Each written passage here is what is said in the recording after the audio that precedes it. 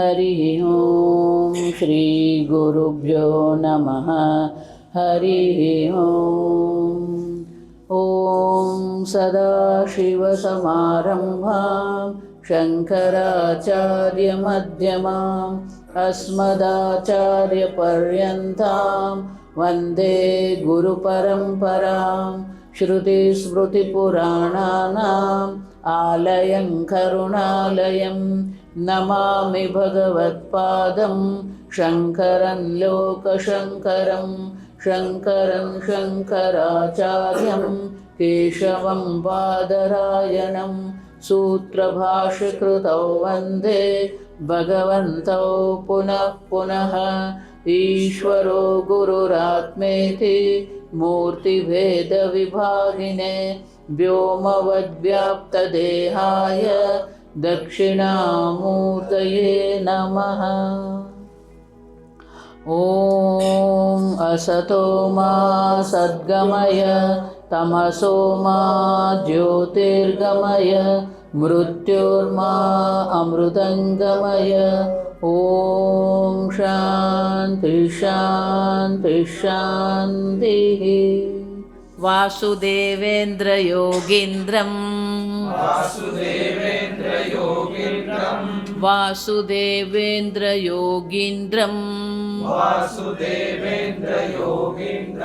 नत्वा ज्ञानप्रदं गुरुं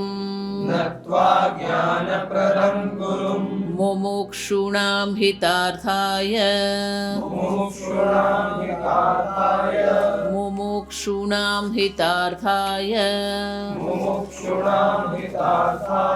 तत्त्वबोधो विधीयते।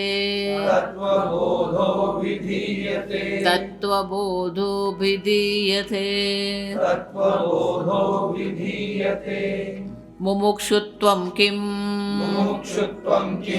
मोक्षो मे भूयात् इति इच्छा।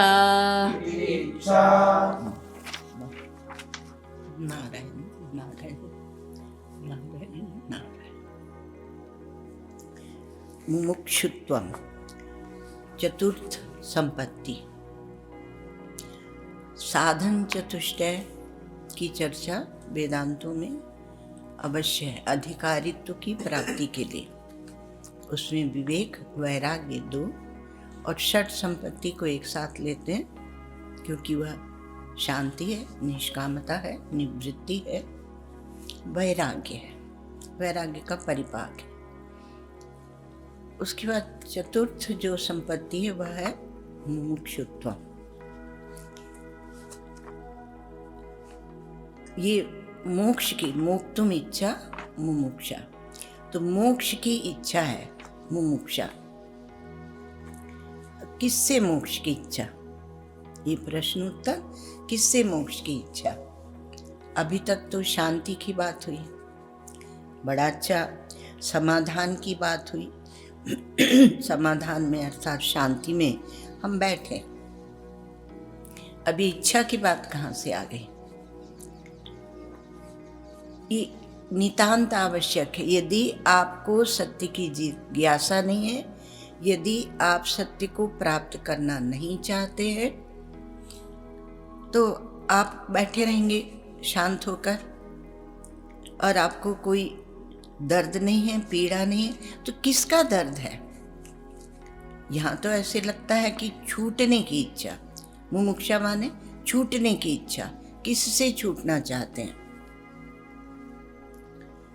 स्वयं भगवान शंकराचार्य कहते हैं कि अहंकारादि देहांतान। आदि में अहंकार है और आखिरी में देह है, वहाँ तक का सब गिन लो। पहले अहम अर्थात एक व्यक्तित्व की स्फूर्ति होती है, अभी हम लोग ध्यान कर रहे थे। उसके बाद क्या हुआ? एक अहम, यह व्यक्तित्व की स्फूर्ति हुई। सूक्ष्म है, क्योंकि अहंकार स्वयं आध्यासिक है, काल्पनिक है। ये स्वयं ही है नहीं, लेकिन हमें परेशान करता है। जैसे आप गांव में चले जाइए तो भूत प्रेत की चर्चा अवश्य होगी, और भूत, उसको भूत लग गया, वो प्रेत आ गया, ये चर्चा अवश्य होगी। शहरों में भी होता, पन्नाकार देते हैं, कुछ और चिकित्सा कराने जाते हैं। तो अहंकार आदि, ये भूत की तरह खड़ा हुआ अहंकार और देहांतान, और फिर वो स्थूल रूप धारण कर लेता है और देह तक हो जाता है। तो पहले अहंकार है, फिर यही बुद्धि मन चित्त बन जाता है। तो अहंकार और चित्त और मन और बुद्धि, अंतःकरण कह देते हैं। अब ये हो गया अहम जो है। अब बहुतों को अहम से कोई परहेज नहीं होता है, लेकिन किसी किसी को ये अहम भी पीड़ा देता है। तो क्या है, भाष्यकार भगवान शंकराचार्य कहते हैं कि देहांतान, और देह खड़ा हो गया। तो देह में क्या है, पंच ज्ञानेंद्रिया, कर्मेंद्रियां, ये सब आ गया आपके। भाव हैं, भाव का जगत है, विचार का जगत है, सब खड़ा है आपका।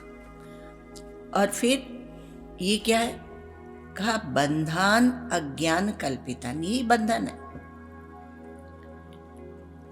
ऐसे मत कहिए कि वो हमारे घर में बड़ा बंधन है। हम प्रातः की इस सत्संग की कक्षा में जा नहीं पाते क्योंकि रुकावटें आती हैं। किसी के माता पिता, किसी की पत्नी, किसी का पति रुकावट करता है, तो हम उनको क्या बोलते हैं, यही तो हमारा बंधन है, उनसे हम छूटना चाहते हैं। वो बहुत बाद में आया, उनका नाम ही मत लीजिए, क्योंकि शंकराचार्य भगवान ने मुमुक्षा में देहांतान, अंत में क्या खड़ा है, देह, और अज्ञान कल्पितान, ये अज्ञान से कल्पित हैं ये सब के सब, अहंकार से लेके और देह पर्यंत, स्थूल देह सूक्ष्म देह, ये सब आपके कल्पित है। बंधन अज्ञान कल्पिता, अर्थात अज्ञान ने कल्पित किए। पुराने महात्मा इसको बेवकूफी कहते थे, बेवकूफी। शिवड़िया बाबा जी महाराज तो सबको बेवकूफ, वो बेवकूफ नहीं बोलते थे। उड़ीसा का शरीर था उनका, मातृभाषा को कुछ स्पर्श तो आ ही जाता है, तो बेवकूफ नहीं कहते थे वो, किसी को भी कहते थे बेवकूफ, उतना ही जानते थे। तो बेवकूफ माने कि अज्ञान बना हुआ है, तो अज्ञान कल्पित ये बंधन है, और इस बंधन से छूटने की इच्छा है। नहीं, मुमुक्षा है जागृत, और वैराग्य भी है। ये जो चार है ना साधन, उसमें वैराग्य और मुमुक्षा ये तीव्रतर होना चाहिए। तो बहुत इच्छा है हमारी मोक्ष की, तो क्या किया, हमें छूटना है। तो छूटना है तो कहाँ जाएंगे, कहीं छोड़ के हिमालय आदि में चले जाएंगे। कल्पना भी दे दी जाती है, हिमालय में अभी सिद्ध योगी हैं, महात्मा हैं, ये हैं वो हैं, तो आप वहाँ सोचते हैं वहाँ चले जाएंगे तो हम मुक्त हो जाएंगे। पहले बंधन को पहचानो कि बंधन क्या है। एक प्रेमपुरी जी महाराज हुए गुजरात के, और इधर मुंबई में उनका आश्रम है, संतों का सत्संग कराते रहते थे बाद में। तो पहले उनको बड़ी तीव्र पीड़ा हुई तो हिमालय में चले गए। तो इधर केदार के मार्ग पर कहीं एक जगह बैठ के और रो रहे थे बहुत, 2-3 दिन रोते रहे। तो एक साध्वी माता आ गई, उन्होंने कहा कि बेटा तुम क्यों रोते हो इतना। तो वो बोले कि मुझे मुक्त होना है, मुझे मुक्ति की इच्छा है। मुक्ति की इच्छा ही मुमुक्षा होती है। तो उन्होंने कहा दिन भर विचार करके और मुझे कल बता देना कि तुझे किससे मुक्ति चाहिए, तो मैं कल आती हूँ और तुझे मुक्ति का इंतजाम कर दूंगी। तो पता नहीं है ना कि छूटना किससे है। तो बैठ बैठ के सोचते रहे कि किससे छूटना, किससे छूटना, इससे छूटना है नहीं, क्योंकि वो उस भूमिका में थे कि उन्हें पता चल रहा था कि इससे तो मैं छूटा ही हुआ, क्योंकि सदा तो कुछ रहता नहीं। आप सुषुप्ति में, गहरी नींद में जब जाते हैं तब आपके पास क्या रहता है? सब कुछ छूट जाता है, और जो जो छूट जाता है वह आपसे छूटा ही हुआ है। आपको छोड़ने के लिए प्रयत्न नहीं करना है, आप उससे असंग ही हैं। लेकिन क्या रहता वहां पर? अज्ञान रहता है। तो बंधन अज्ञान कल्पितान, वही अज्ञान फिर कल्पना करके बहुत से बंधन बना लेता है, और जिसमें लगता है कि हम जकड़े हुए हैं। वो एक सूरदास जी हुए, वो बोलते हैं कि सूरदास नलिनी को सुगटा कहो कौने पकड़ो। नलिनी एक यंत्र होता है, तो उसमें जो सुगटा माने तोता, तो वो जब तोता उसमें आके बैठता है, इससे पहले तोता पकड़ते थे तो तेजी से घूमने लगता है, ऐसे रॉड जैसे वो तेजी से घूमने, तो और जोर से पकड़ लेता है, क्योंकि वो भयभीत होता है। तो वो और जब तीव्रता से घूमता है तो और जोर से पकड़ लेता है, और वो पक्षी पकड़ने वाले को, बहेलिया को मौका पर मिल जाता है, वो उसको पकड़ के पिंजरे में डाल देता है। तो उस समय उसको किसने पकड़ा था? उसने स्वयं पकड़ रखा था, भय के कारण उसने स्वयं पकड़ रखा था। बहुत से लोग कहते हैं कि यदि हम सब छोड़ के भगवान का भजन करें तो काम कैसे चलेगा? तो काम को हमने खुद पकड़ रखा है। एक सज्जन थे, एक सेठ जी थे, अभी किसी ने ऑब्जेक्शन लिया है इसलिए हमने सज्जन कह दिया, ये हमारे महाराज जी के लिए, गुरुदेव के लिए, कि वो हर चीज में सेठ का दृष्टांत क्यों देते हैं। वो खुद सेठ हैं तो उन्होंने ऑब्जेक्शन दिए, सेठ का दृष्टांत दे देते हैं, पहले राजा का दे देते थे, बस देते, तो दृष्टांत ही है ना, उसमें उसके साथ भी तादाद में है। तो इतने बड़े महापुरुष की वाणी में प्रश्न उठा लिया। तो वो कहते थे कि हम क्या करें, हमें तो बहुत परमात्मा का भजन करना है, पर हमारे बंधन इतने हैं। तो महात्मा ने कहा कि ठीक है, बंधन छूट जाएंगे। अब छूट गए, प्रत्येक वर्ष आके पूछते थे, अब छूट गए, व्यापार में घाटा है वो चुकाना है, अब छूट गए? हाँ छूट गए, मतलब घाटा निवृत्त हो गया। और क्या है? तो क्या वो छोटा वाला बेटा है ना, उसको थोड़ा व्यापार की टेक्निक नहीं आई, तो उसको सिखा रहा, ऐसे करके उनका चलता रहा। फिर आखिरी में बोले कि हम तो संसार को छोड़ने को तैयार हैं, पर ये हमें नहीं छोड़ रहा है। क्योंकि वो लोग बोलते हैं नहीं नहीं पिताजी आप मत जाइए, तो ये हमें नहीं छोड़ रहा। तो महात्मा ने कहा कि अच्छा चलो थोड़ी दूर अपन घूम के आते हैं जंगल में। तो जंगल में जब घूमने गए तो वहां पर उन्होंने क्या किया, एक वृक्ष को टांग से पकड़ लिया और हाथ से लिपट गए और बोले सेठ, हे सेठ मुझे छुड़ाओ, ये वृक्ष मुझे छोड़ नहीं रहा है, ये पेड़ मुझे छोड़ नहीं रहा है, इसने मुझे पकड़ लिया है। तो सेठ जी ने कहा महाराज आप ही ने उसको पकड़ा है, उसने नहीं पकड़ा है, आपने पकड़ा है।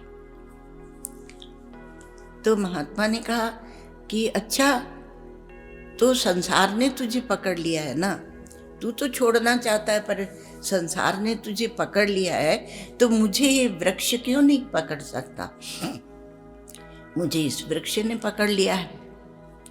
तो महात्मा लोग युक्ति से समझाते हैं।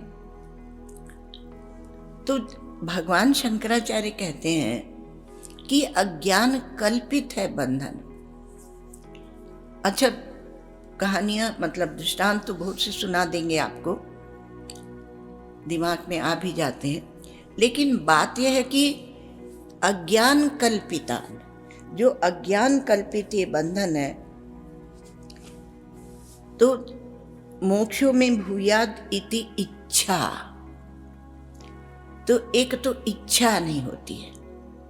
ये मुमुक्षुत्व के लिए पहले आरोप होता है कि ये भी तो इच्छा है। हम ही लोग पहले प्रारंभ में पूछते हैं कि ये भी तो एक इच्छा है, लेकिन यह इच्छा दूसरी सब इच्छाओं को काट कर होती है। जैसे कल आपने भक्ति की बात बहुत सुंदर सुनी थी, तो भगवान का नाम जो है वो जगत के नाम रूप को काट कर होता है। जब तक आप अपने को सगुण साकार समझ रहे हैं, रूप वाला समझ रहे हैं, तब तक भगवान की भक्ति आवश्यक है, क्योंकि वो छुड़ाएगी। तो कहा कि वो सुबह सुबह से बैठकर भगवान को चंदन तिलक लगाओ, ये सब क्या, इससे कोई भगवान मिलते हैं?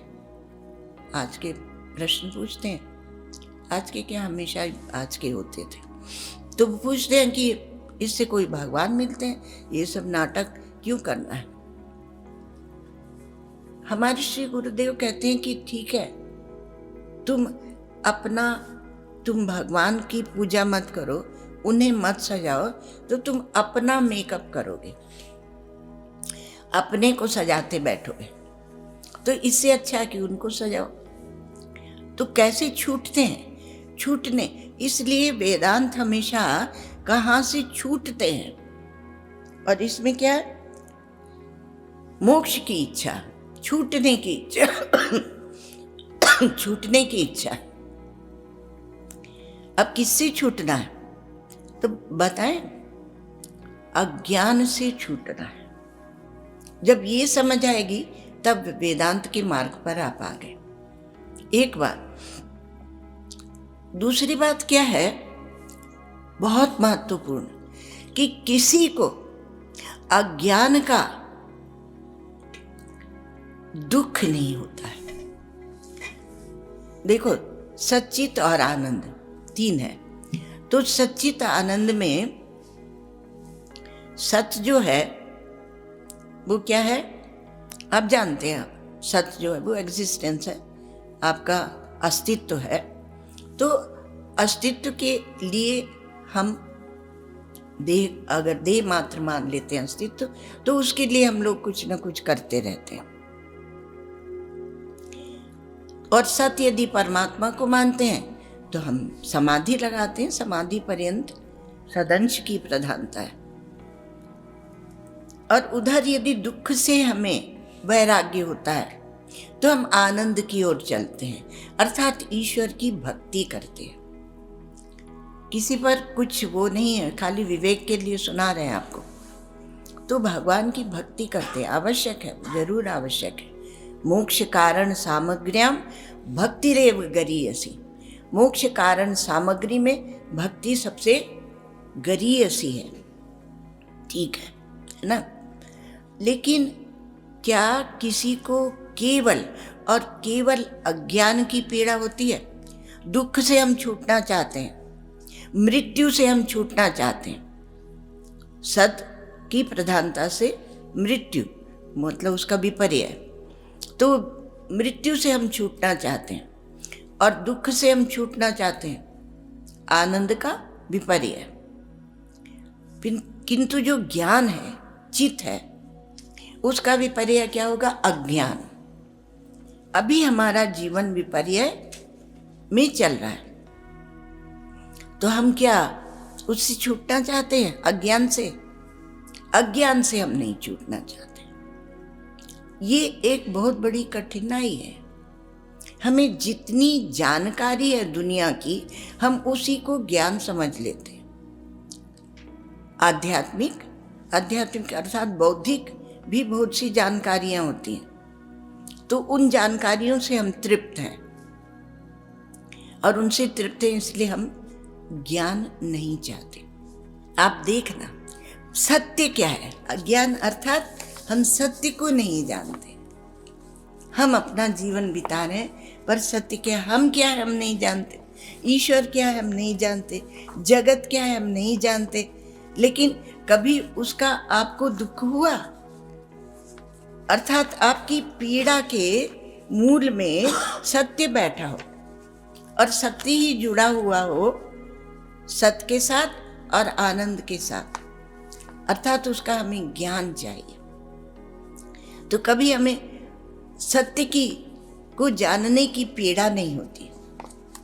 बहुत बुद्धिमान लोग होते हैं, बोले वेदांत में बुद्धि लगानी पड़ती है। बहुत से बुद्धिमान होते हैं पर उन्हें मोक्ष की इच्छा होती नहीं है। और यहाँ क्या है, मोक्षो में भूयात इति इच्छा, मोक्ष की इच्छा होती नहीं। जब मुमुक्षा के लिए रो रहे थे स्वामी प्रेमपुरी जी महाराज, तो माता आई दूसरे दिन तीसरे दिन और बोली कि तुम्हें छूटना किससे है। तो फिर उसके बाद उन्होंने कहा कि मुझे समझ में आ गया कि मुझे किसी से नहीं छूटना है, क्योंकि सब कुछ तो ईश्वर का है, पंचभूत ईश्वर के हैं, जिनसे बना ये देह है और उसी को लेके मैं दुखी हो रहा हूं। तो इसलिए मुझे छूटना किसी से नहीं है, केवल हम भूल गए हैं, भूल के कारण हम फंसे हुए हैं। तो भूल ही, उसको आजकल अंग्रेजी में एरर कहते हैं। एरर माने भ्रांति है। हमें एक भ्रांति हो गई है कि हम बंधन में हैं, और बंधन स्वकल्पित है। स्व अर्थात हमने अज्ञान को अपने जीवन में अस्तित्व दिया है, और अज्ञान के साथ मिलकर हम अपना अस्तित्व बना रहे हैं। और जब सत्य को जानने की इच्छा होती है, अब सत्य तो बहुत बड़ी वस्तु है। और एक बात है, इतना हम लोग धर्म आदि की चर्चा क्यों करते हैं, क्योंकि वहाँ सत्य खड़ा है। यदि आपके जीवन में सत्य का व्यवहार नहीं है तो आपको सत्य को जानने की इच्छा नहीं होगी, क्योंकि आप तो असत्य से काम चला लेते हैं। तो बुद्धि कहती है, बुद्धि हमारी जो क्या है, व्यवसायत्मिका बुद्धि रेके कुरुनंदन, एकाग्र होती है, वही अनुसंधान करती है, और वो बुद्धि भस्म होती है। हमारे यहाँ जो सती होती है तो कौन होती है, बुद्धि होती है सती। तो बुद्धि ही सती होती है, अर्थात वह सत्य के लिए भस्म हो जाती है, अपने अस्तित्व को मिटा देने के लिए तैयार होना चाहिए। इसलिए दृष्टांत हमारे पास क्या है, वो सती का ही दृष्टांत है। तब अधिष्ठान वस्तु का ज्ञान होगा। तो बुद्धि में पीड़ा होती है, और यदि आपको सत्य की जिज्ञासा नहीं है, धर्म का पालन क्यों करता है, क्योंकि उसको अंत में मोक्ष चाहिए। इसलिए अर्थ और काम उसे बांधते नहीं है। जो 4 पुरुषार्थ हैं उसमें अर्थ बाह्य है और काम मानसिक है। अर्थ को आज क्या है, अर्थ को इतनी प्रधानता दे दी कि हम बाह्य के बिना रह नहीं पाते, और इसलिए ये बंधन और बढ़ गया। अर्थ के बिना रह नहीं पाते, और आपकी जो कामना है वो रहती है मन में, और उसमें दोहराते हैं, तो मन भी बलवान हो गया। हम सत्संग में जाते हैं, ध्यान रखना, हम सत्संग में जाते हैं तो किस लिए, मनोरंजन के लिए। मनोरंजन अर्थात आपको जिसमें रुचि हो वही सुनने को मिले। आपको जिसमें रुचि नहीं है वो क्यों नहीं सुनना है, उसको भी सुनो भाई, क्योंकि उसको नहीं सुनेंगे तो आपका ज्ञान आगे कैसे बढ़ेगा। सत्संग में जाते हैं तो कहते हैं कि वहाँ हम नहीं जाएंगे सत्संग में, क्योंकि वहाँ समझ में नहीं आता है। हमारे श्री गुरुदेव कहते हैं कि समझ में नहीं आता तब भी सुनो, क्योंकि धीरे धीरे संस्कार पड़ेंगे और आपको समझ में आने लगेगा। तो आपको जब समझ में आने लगेगा तब आपको उसमें रस लग जाएगा। तो ऐसे नहीं कहा, कथा कहानी सुनाते हैं। बहुत से क्या करते थे हमारे श्री महाराज जी के सत्संग से, कथा कहानी चुटकुले इकट्ठे करते थे और फिर वही सुनाते रहते। उसमें जो तत्व की मीमांसा है, जो विचार है, जो चिंतन है, सूक्ष्म बात दी गई है, उसको छोड़ देते थे। और आपको एक बात बताएं, ये सूक्ष्म बात हम लोग कह देते तो आप घबरा नहीं जाना, वो आपके स्वयं के अनुभव की बात होती है। जो आपका जीवन है, जो आपका अनुभव है, उसकी ही बात होती है। तो अज्ञान की पीड़ा किसे होती है? एक सोचता है मैं बहुत बुद्धिमान हूँ, मैं वकील हूँ, डॉक्टर हूँ, इंजीनियर हूँ, ये हूँ वो हूँ, तो मेरे पास बहुत बुद्धि है, मेरी सूक्ष्म बुद्धि है। लेकिन उस सूक्ष्म बुद्धि का उपयोग वह आत्मचिंतन में नहीं करता, वह सत्य में नहीं करता, वह अनात्मा में फेंक देता है। तो ईश्वर ने उसे बुद्धि तो दी थी, लेकिन वह सत्य की ओर चलने वाली नहीं हुई, वो व्यभिचारिणी हो गई बुद्धि। उसने सत्य का पक्ष नहीं लिया। एक नास्तिक महाराज आते थे परमहंस रामकृष्ण देव के पास। उनकी अपनी शैली थी समझाने किसकी? रामकृष्ण परमहंस की। तो नास्तिक महाराज आए, उन्होंने सोचा कि यदि इनको मैं ले लूं, समझा लूं, तो इनके जितने भक्त आते हैं परमहंस परमहंस करके, वो सब हमारे पक्ष में आ जाएंगे, नास्तिकता के पक्ष में आ जाएंगे। तो अब ये आए और इनको बताने लगे कि ईश्वर नहीं है, सिद्ध करने लगे ईश्वर नहीं है। तो उन्हें युक्ति तर्क एक दिया। थोड़ा सा ऐसे दूर दूर बैठे थे, तो रामकृष्ण परमहंस मुस्कुराने लगे। फिर उन्होंने और तर्क दिया, तो फिर और मुस्कुराए। तो उन्होंने सोचा कि हमारी बात से सहमत हो रहे हैं, आज इनको मैं कन्विंस करके जाऊंगा, मतलब पूरी तरह समझा के जाऊंगा। वो फिर मुस्कुराए, फिर मुस्कुराए, फिर और ज्यादा समझाए तो खिसक के उनके पास पहुंच गए। फिर और ज्यादा बताया कि ईश्वर नहीं है, ऐसे सिद्ध होता है, ऐसे सिद्ध होता है। आखिरी में रामकृष्ण परमहंस ने उनको गले से लगा लिया। अब तो वो बड़ा खुश हुआ। तो कहा, महाराज आपको समझ में आ गया ना कि ईश्वर नहीं है, झूठ मूठ हम ईश्वर को मानते हैं। परमहंस रामकृष्ण देव ने कहा कि मैं तो इसलिए बहुत प्रसन्न हो रहा हूं बेटा, बच्चे तुम पर, क्योंकि वो जो ईश्वर है जिसने सबकी बुद्धि बनाई है, तुम्हें कितनी सुंदर बुद्धि दी है कि तुम युक्ति तर्क से उसी को नकार रहे हो जिसने तुम्हें बुद्धि दी है। बुद्धि के पीछे है ना वो, तो ये सिद्ध कर दिया कि तुम्हारी बुद्धि के भी पीछे है, तुम्हारी युक्ति तर्क कुछ भी नहीं। एक ही वाक्य बोला, अब वो तो बेचारा रह गया, देख ठगा गया वो तो ठगा गया वो। तो सत्य की जिसको जिज्ञासा नहीं है, सत्य नहीं चाहता है, वो देखिए एक चीज को आप पकड़ेंगे तब दूसरे से छूटेंगे। अगली कक्षा में आप जाते हैं तो पीछे की कक्षा छूट जाती है। तो बालक रोता नहीं है कि हमारी वो वाली कक्षा अच्छी थी, हम उसी में बैठेंगे। नहीं, बहुत छोटा हो तो रो भी सकता है, नहीं तो आगे जो पढ़ रहे हैं विद्यार्थी वो रोते नहीं है। तो यदि आप सत्य को पकड़ेंगे तो आपको यहाँ से छूटने की इच्छा होगी। और यदि आपको सत्संग से समझ में आ गया कि अज्ञान ही आपका वैरी है, यही आपका दुश्मन है और वो हर जगह बैठा हुआ है।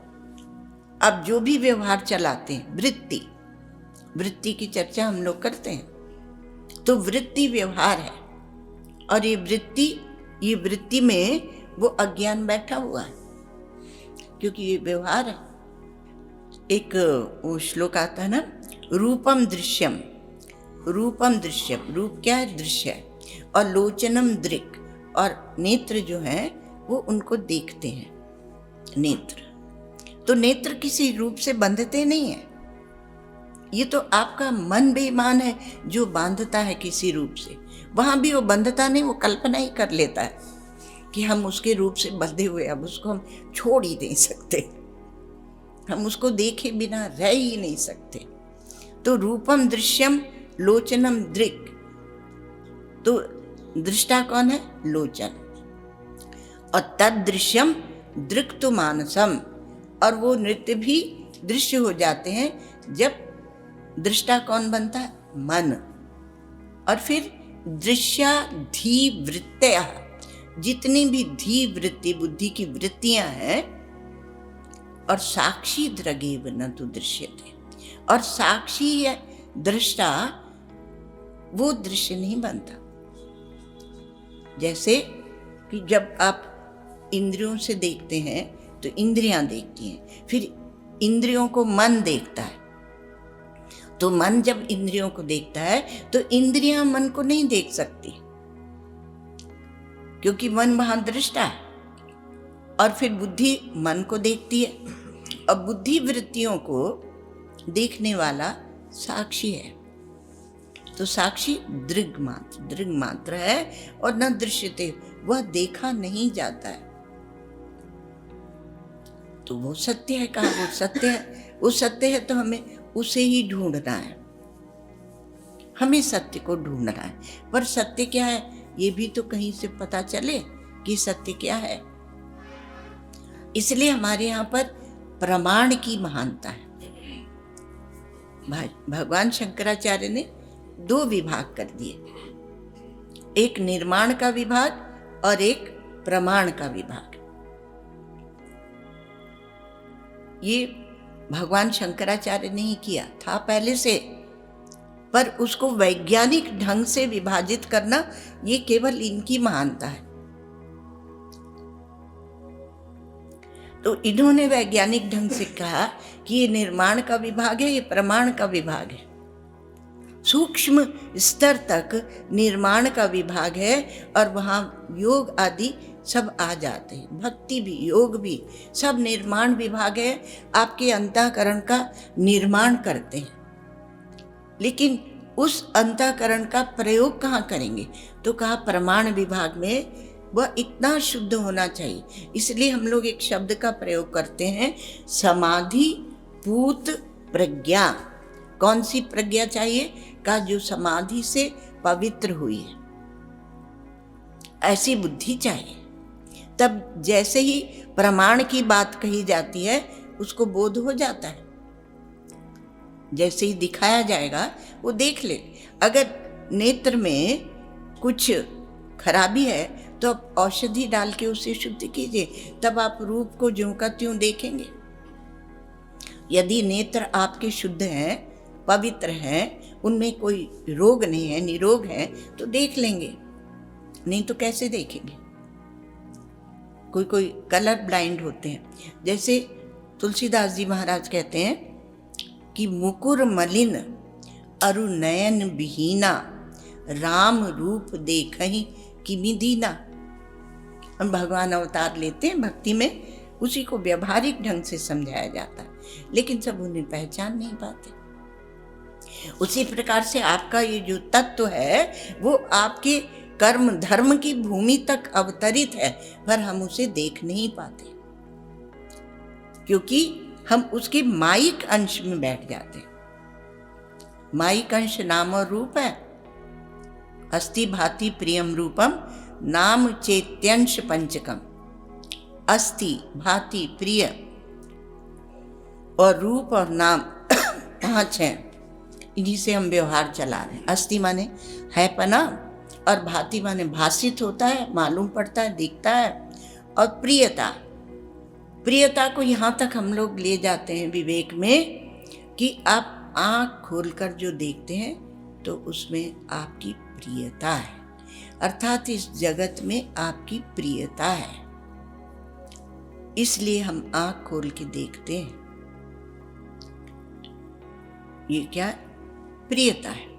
और नाम चैत्यंश, और नाम और रूप आदौ त्रय ब्रह्म रूपम माया रूपम ततो द्वयम्। भगवान शंकराचार्य कहते हैं कि वो तो माया का है नाम और रूप, और प्रथम जो है अस्थि भांति और प्रिय, वो सच्चित आनंद से आपके जीवन में उतर के आ रहे हैं। तो जो सत्य है वह परमात्मा का रूप है, पर हम सत्य चाहते नहीं हैं। हम असत्य से काम चला लेते हैं। अपने जीवन व्यवहार में भी हम असत्य को महत्व देते रहते हैं, और छोटी छोटी बात में भयभीत होकर, वो कहा भय हुआ था ना इसलिए झूठ बोल दिया था। भय किस चीज का? भय मतलब कहीं ना कहीं आपने एक कल्पित अपना व्यक्तित्व बना रखा है और उसको आंच नहीं आने दे रहे। उस आप सोचते हैं सब उसकी प्रशंसा करें, उसकी महत्ता को बताएं, उसके सामने झुकें या प्रशंसा करें। तो ये निंदा स्तुति ने भी बहुतों को ठग लिया। एक लड़का था बायरन, तो वह स्कूल जाता था।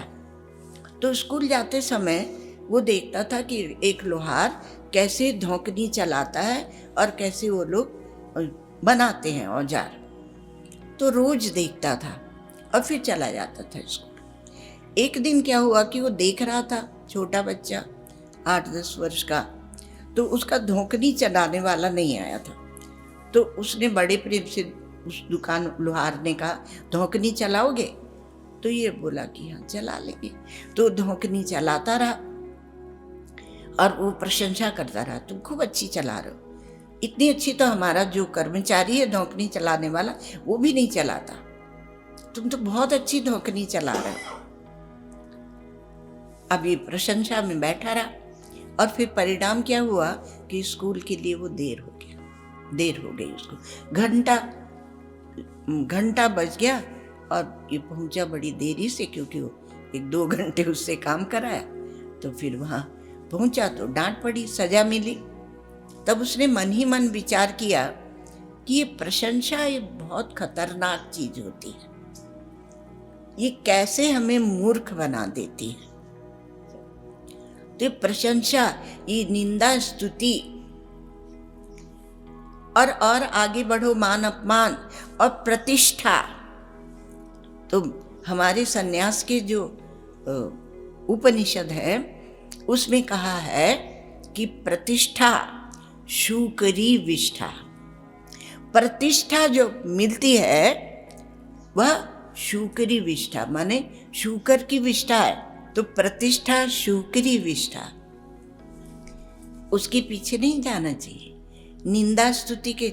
इसलिए जब तक आपने सत्य को नहीं पकड़ा है तब तक आप प्रभावित होते रहेंगे। एक ऐसी वस्तु को पकड़ना चाहिए जिससे आप विचलित ना हो, जो कि त्यों रहे। तो मोक्ष की इच्छा तब होती है जब आप सत्य को पकड़ के रखते हैं। इसलिए जो बेईमानी का व्यवहार होता है ना, उसकी निंदा की जाती है समाज में। जितना हम लोग उटपटांग मतलब झूठ का व्यवहार जो चलाते हैं, यदि आपकी दृष्टि सत्य पर है। एक हरिश्चंद्र की कथा आती थी, तो बोलते थे चंद्र टरे सूरज टरे लोक व्यवहार, पै दृढ़ हरिश्चंद्र को टरे न सत्य विचार। सत्य को पकड़ के रखना और दुनिया इधर की उधर हो जाए, और धीरे धीरे क्या होगा, आपको स्थिरता मिल जाएगी। अर्थात स्थिरता मिल जाए से यहाँ तात्पर्य है कि लोग भी समझने लगेंगे कि ये सत्य के मार्ग पर है, इसलिए आपके पीछे लगना छोड़ देंगे। ये तो ऐसे ही चलेगा, क्या करना है। पहले प्रारंभ में जो इस मार्ग पे आते हैं तो बोलते हैं घर में बहुत विरोध है। एक लड़की है, वो तो हमेशा फोन करके रोती ही रहती है, मुझे भगवान की पूजा नहीं करने देते, मुझे कन्हैया बहुत अच्छा लगता है, ये कन्हैया ने सबको मार डाला है मैं कन्हैया के बिना रह नहीं पाती हूँ, और मैं क्या करूँ, रोती रहती है। पहले तो हमें बहुत अच्छा लगता था कि कोई भगवान के लिए रोने वाला भी। फिर हम उसको बोलते अच्छा थोड़ा और भगवान का नाम लो, थोड़ा और ये करो, पढ़ाई मत छोड़ना, पढ़ाई पूरी करना, आज समझाते। तो भगवान का नाम लेते हैं तो विरोध होता है। भक्ति में एक शब्द आता है, उसको कहते हैं लोक बाह्य, अर्थात जो ईश्वर के मार्ग पर चलता है। ईश्वर माने सत्य। अब उसका सगुण साकार रूप कोई भी दे लो चलेगा। जो चलता है वो लोक से बाहर हो जाता है, उसको लोक बाह्य हम हो जाएंगे ये समझ कर ही चलना चाहिए। क्योंकि सब लोग परमात्मा के मार्ग पर, अगर आप वो निकालना चाहेंगे ना, क्या मतलब वोटिंग करना चाहेंगे, तो वोट इस मार्ग के चलने वाले बहुत कम होंगे और अधिक लोग संसार की ओर चलने वाले ही होंगे। क्योंकि माया बहुत प्रबल है। दैवी हेषा गुणमयी मम माया दुरत्यया। दुरत्य है, इसको पार करना बहुत कठिन है। तो कहा मामे वे ये प्रपद्यन्ते। और भाष्यकार भगवान शंकराचार्य ने कहा कि उसके दो ही रूप हैं, नाम और रूप, और 3 अंश तो ईश्वर के हैं इस जगत में। घोर कलिकाल आ जाने पर भी हमारे श्री गुरुदेव कहते हैं कि चाहे कोई भी कलिकाल हो, कुछ भी हो, लेकिन सत्य वो सत्य रहता है। कैसे कि एक जो झूठ बोलने वाला है वो भी यह दिखाएगा कि मैं सत्य बोल रहा हूं, और बोलेगा झूठ पर दिखाएगा ऐसे कि मैं झूठ नहीं बोल रहा हूं, मैं सत्य बोल रहा हूं। अर्थात सत्य को आगे रख कर ही वह भी चल रहा है। पीछे झूठ बोल रहा है पर आगे उसने सत्य को रखा है। तो झूठ बोलने वाला भी सत्य को आगे चलता है, रखता है। इसलिए सत्य की जो भूमिका है उसको नकारा नहीं जा सकता, और वही धर्म है।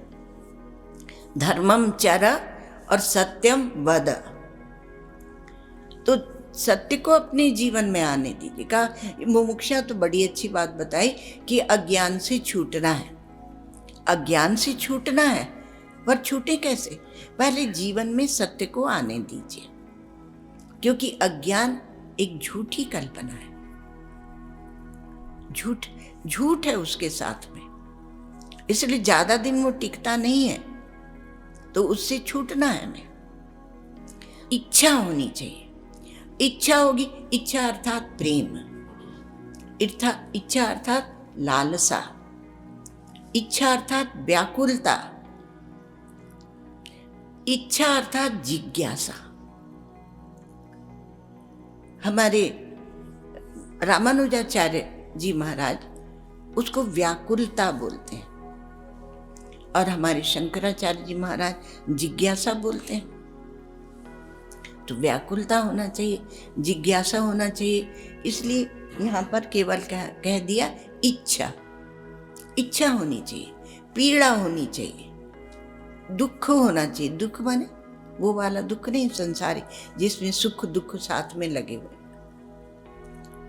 एक उदासी, वैराग्य का परिपाक आपको देखना है तो भगवान श्री राम के जीवन में देखें। जब वो तीर्थ यात्रा करके आते हैं उसका वर्णन वैराग्य प्रकरण में योग वासिष्ठ में है।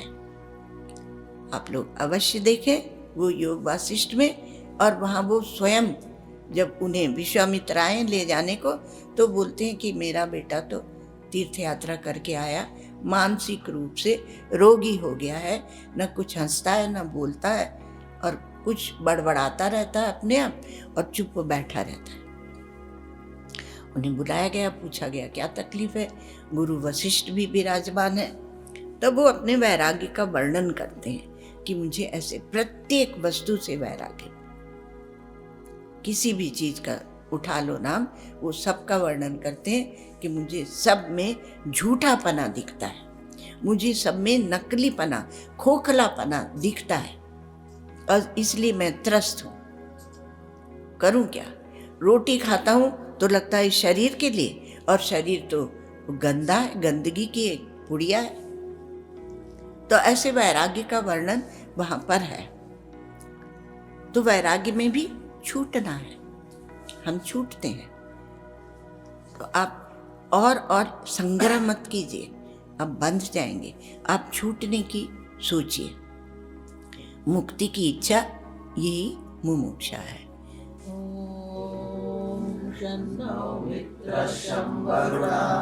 शन्नो भवत्वर्यमा शन्नः इन्द्रो बृहस्पतिः शन्नो विष्णुरुक्रमः नमो ब्रह्मणे नमस्ते वायो त्वमेव प्रत्यक्षं ब्रह्मासि त्वमेव प्रत्यक्षं ब्रह्म वदिष्यामि ऋतं वदिष्यामि सत्यं वदिष्यामि तन्मामवतु तद्भक्तारमवतु अवतु माम् अवतु भक्तारम्। शांति शांति शांति। पूर्णमदः पूर्णमिदं पूर्णात् पूर्णमुदच्यते पूर्णस्य पूर्णमादाय पूर्णमेवावशिष्यते।